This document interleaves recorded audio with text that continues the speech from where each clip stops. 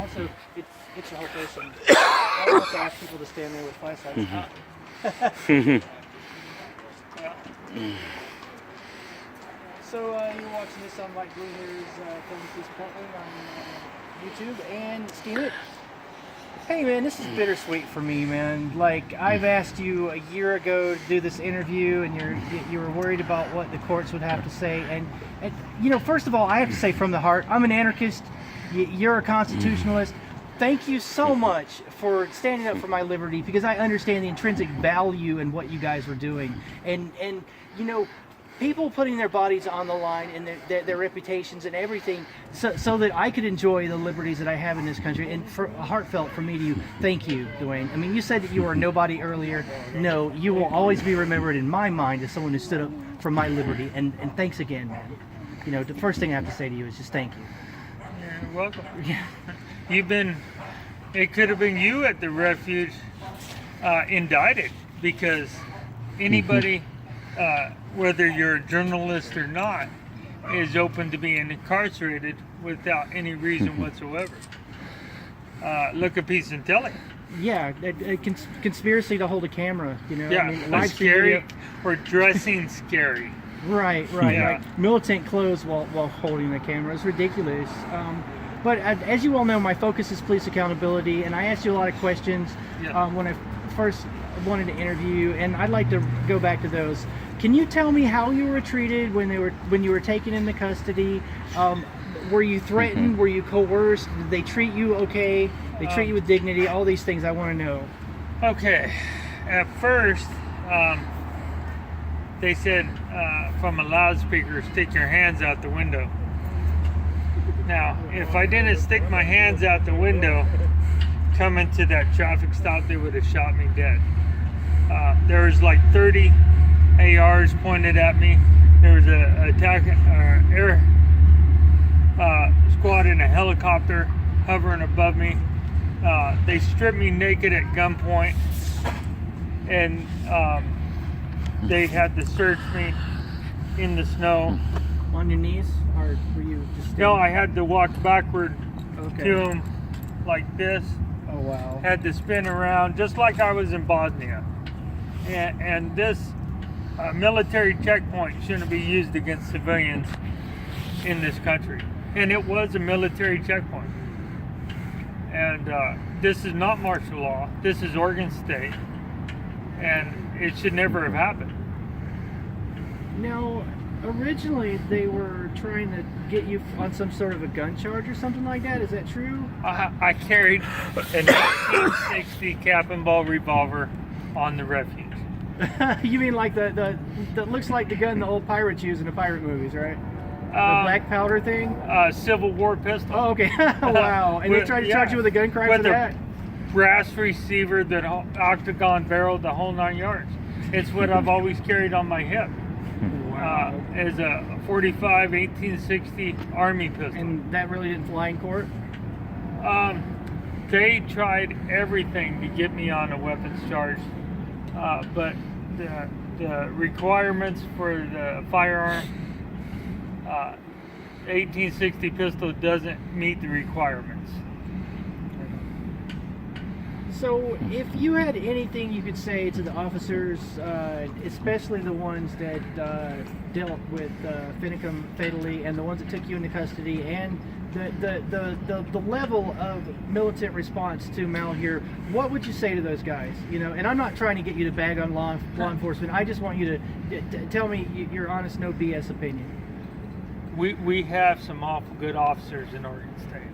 We really do, and there's some bad ones too, and the bad ones need to be held accountable.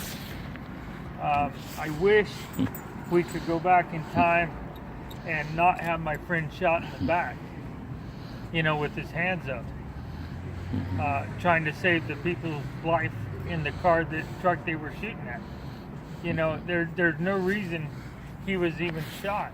And then there was an ambulance right up above him, and they never utilized it to save his life. They just let him bleed out onto the ground. And something should have been done. I don't feel it was the Oregon State Police.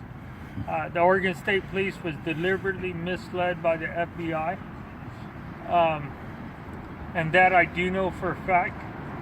I have a lot of friends with the Oregon State Police. I've been on search and rescue team in Moore County for 20 years. And some of my best friends, Oregon State policemen, you know, and sheriffs. So if you had anything to say to my anarchist audience, you know, the ones that might not understand what people were doing out there at Mal here, because, you know, I am an anarchist, and a lot of people Right. on Team Anarchy watch my stuff, but what would you say to them? Well, the people that are trying to characterize you guys as terrorists, for instance, you know, like... I was expecting a terrorism. The radio said that the terrorists had taken over the refuge. That's how I got involved. I jumped in my truck, I went down, and I said, holy crap, that's only an hour or two away, and I'll be the first one there to stop. You know, I spent time in Iraq. I don't want any terrorists in my neighborhood, and I was thinking more So Middle you're a soldier in Eastern. Iraq then? Yeah, I was Okay. So I was thinking, okay, I'll jump in, go down there, stop the terrorists from doing whatever they were doing, and go home. That's what I was thinking. I was not ready for what I encountered. I rolled down my window, and Ryan Bundy come out of the hooch in a cowboy hat. I thought I was lost. And Ryan Bundy says, I said to Ryan Bundy, I said, where's all the terrorists at? Because, you know, it's out in the middle of nowhere. I've never been there before. And they said, terrorists? Just shook his head, said, I don't know about any terrorists, but I'm about to go eat dinner, and you're welcome to eat with us, and we pray before we eat if that doesn't offend you. I said, well, what's going on here? Because that's not the story Oregon Public Broadcasting put out, saying terrorists that took over the refuge. And see, that's how I got involved with everything. And then when the sun came up the next morning, I met the entire Hammonds family, and I found their story firsthand. And so That's Frankie Horse. That's Ransom, not Hellboy.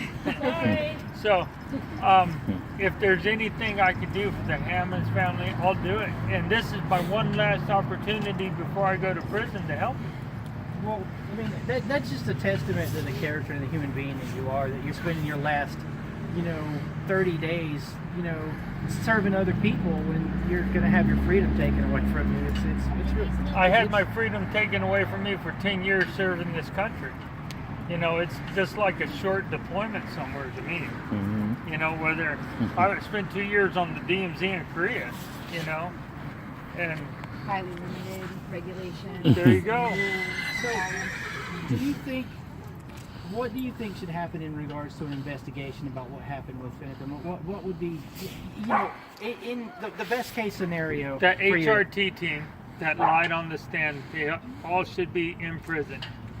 The HRT team that trimmed tree branches and set up tree stands to shoot my friend in the back in an L-shaped ambush should be held accountable. Now that's a And who's your prepared, friend? Is that- elevated firing position in an ambush around a blind turn, right? Who are you Like- referring to? Your friend? HRT team. My just so the friend. people that are watching. my understand friend what it is. Lavoie was shot. Yeah, of course. That's who I'm Like, referring to. yeah, but what is the HRT team? So the people at home know what it is. It's like a They're- SWAT team or whatever. Or They're what are like they? a SWAT team, but their job is to hostage, negotiate, rescue people where they just kill everybody in their path. So they don't So- they don't negotiate. They just. Well, thank you for the very telling and frank interview. I have a really good friend, Oregon State Police. Mm-hmm. He was a state police senior bomb expert for like 30 years. He was in tears just like I was over Lavoie Finnecum. Which press do we have here today with us? Do you Thank know? you, brother. All right. Hey, thank you. Anybody else got any questions? When you went to the refuge, You know which one you're going to? when you first started to go to refuge after watching mainstream media,